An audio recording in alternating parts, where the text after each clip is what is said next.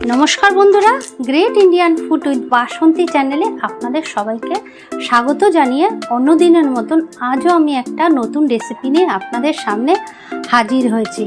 आजके आमार recipe hello फुलकपि आलू दिये कातला माछेर एकटा सुंदर रेसिपि। एई रेसिपिटा रान्नाओ जेरकम सोजा आर खेतेও भीषण भालो हय। आमी 4 पिस कातला माछ निये निয়েছি। एबार कातला माछटा आमी नुन हलुद माखिয়ে भेजे नेब। हलुद दिए दिচ্ছি এখানে আমি 1 চামচ হলুদ দিয়ে দিচ্ছি আর দিয়ে দিচ্ছি 1 চামচ নুন। নুন হলুদটা আমি মাছের গায়ে ভালো করে মাখিয়ে নেব। গ্যাসটা আমি ধরিয়ে নিয়েছি আর কড়াইটা আমার গরম হয়ে গেছে। এবার আমি একটু সরষের তেল দিয়ে দিচ্ছি। তেলটা গরম হয়ে গেছে আর একটু আমি নুন দিয়ে দিচ্ছি। নুনটা দিয়ে দিলে না মাছগুলো নিচ থেকে ধরে যায় না, ভীষণ ভালোভাবে ওলটায়।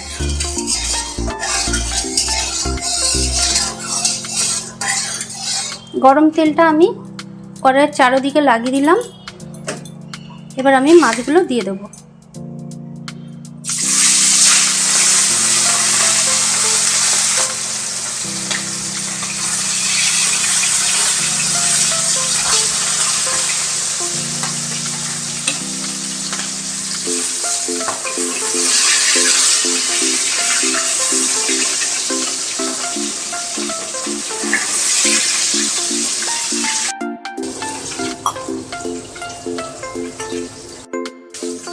এখানে আমি ফুলকপি আর আলু কেটে রেখে দিয়েছি আর একটু জলে ভিজিয়ে রেখে দিয়েছি। এই দেখুন লম্বা লম্বা করে কেটে রেখে দিয়েছি। এবার এগুলো আমি জল থেকে তুলে নেব। এই প্লেটের মধ্যে তুলে রাখছি। ফুলকপি আর আলু এইভাবে কেটে নিয়েছি। আর মাছের আলু কিন্তু এরকম লম্বা লম্বা করেই কাটে। এক পাশ হয়ে গেছে। এবার আমি মাছগুলো উল্টে দিচ্ছি। আর কাতলা মাছ খুব একটা ভাজার প্রয়োজন হয় না, অল্প ভেজে নিলেই হয়। সবকটা মাছ আমি উল্টে নেব।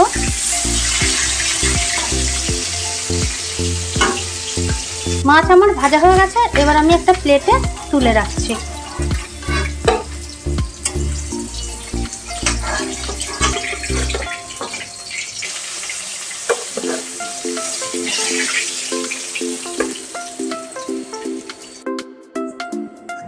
এবার ফোড়নে দিয়ে দিচ্ছি 2টো তেজপাতা আর জিরে।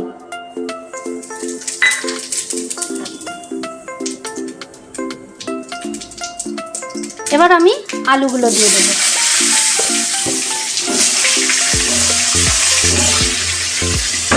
প্রথমে একটু আলুগুলো ভেজে নেব। আলুটা একটু ভাজা ভাজা হয়ে গেছে। এবার আমি এতেই ফুলকপিগুলো দিয়ে দেবো।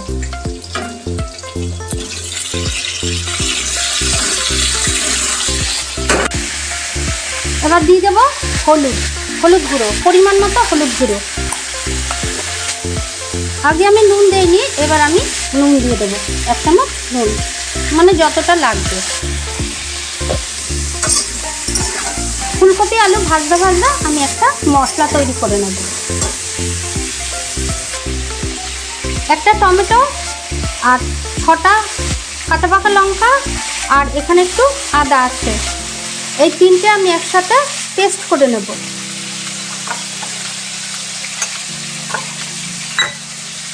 কপি আর আলু আমার ভাজা হয়ে গেছে। এবার আমি বেটে রাখা মশলাটা দিয়ে দেব। একটু সাইড করে নিচ্ছে মশলাটা আমি এবার দিয়ে দিচ্ছি। মশলা দেওয়ার পরে আমি একটু ভালো করে কষিয়ে নেব। এবার এই ফুলকপি আলুর মধ্যে দিয়ে দেব 1/2 চামচ ধনের গুঁড়ো, দিয়ে দিচ্ছি 1/2 চামচ জিরের গুঁড়ো। আবার একটু ভালো করে মিশিয়ে নেব।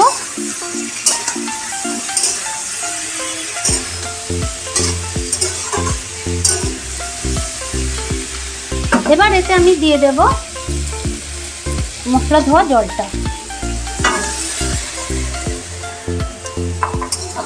আবার একটু ভালো করে কষিয়ে নিচ্ছে। গ্যাসটা ধরিয়ে নিচ্ছে। এবার আমি একটু গরম জল বসিয়ে দিচ্ছি। একটু ওটা ভাজা হতে হতে আমি এদিকে একটু গরম জল করে নিচ্ছি। ফুলকপি আলুর সাথে মশলাটা আমার খুব ভালো কষানো হয়ে গেছে। এবার আমি এই সাইডে যে গরম জলটা বসিয়ে দিচ্ছি, গরম জলটা গরম হয়ে গেছে। এবার এটা আমি দিয়ে দেবো। দিয়ে দিচ্ছি গরম জল। আমি একটু ঢেকে দেবো সিদ্ধ হওয়ার জন্য, তাড়াতাড়ি সিদ্ধ হয়ে যাবে। ফুলকপি আলু আমার সিদ্ধ হয়ে গেছে। এবার আমি এতে মাছগুলো দিয়ে দেব। যেহেতু কাতলা মাছ আগে দেওয়া যাবে না, এটা সিদ্ধ হয়ে গেলেই দিয়ে একটু ফুটিয়ে নামিয়ে দিলেই হয়ে যাবে।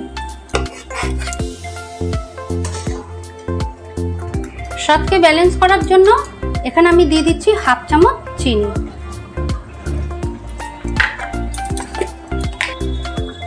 আমি চিনিটা দিয়ে একটু ফুটিয়ে নিলাম। এবার আমি দিয়ে দেবো গরম মশলা। গরম মশলার গুঁড়ো হাফ চামচের মতো, হাফ চামচের থেকেও একটু কম গরম মশলার গুঁড়ো। আর দিয়ে দিচ্ছি হাফ চামচ গোলমরিচের গুঁড়ো। এখানে কিন্তু আমি কোনো শুকনো লঙ্কা ব্যবহার করিনি, পুরোটা কাঁচা লঙ্কা দিয়ে করলাম। আর এইভাবে যদি আপনারা করে খান ভীষণ ভালো হয় আর টেস্টও হয় খুব। পুরো কাঁচা লঙ্কার উপরেই তরকারিটা আমি করলাম। আলু ফুলকপি আমার সিদ্ধ হয়ে গেছে আর মাছের ঝোলটা আমার কমপ্লিট হয়ে গেছে। এবার আমি গ্যাসটা নিভিয়ে দিচ্ছি আর আমি একটু ঢেকে রেখে দেব।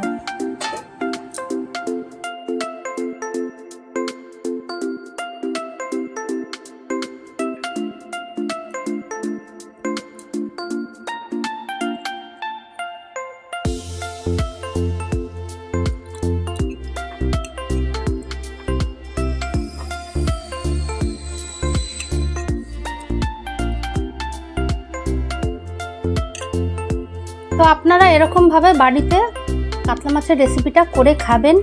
আমি আজকে আর ভাত খাওয়াটা দেখালাম না, এমনিই খেলাম। আপনারা কিন্তু অবশ্যই গরম গরম ভাতে এরকম করে খাবেন। আর আমি কিন্তু কোনো শুকনো লঙ্কা ব্যবহার করিনি, এরকম কাঁচা লঙ্কা গোলমরিচ দিয়ে এরকম করে খাবেন, দেখবেন ভীষণ টেস্ট হয় আর খেতেও ভীষণ ভালো হয়। তাহলে আজ এই পর্যন্ত। আর অবশ্যই কিন্তু আমার চ্যানেলটিকে সাবস্ক্রাইব করে দেবেন। ভালো থাকুন, সুস্থ থাকুন। All the best.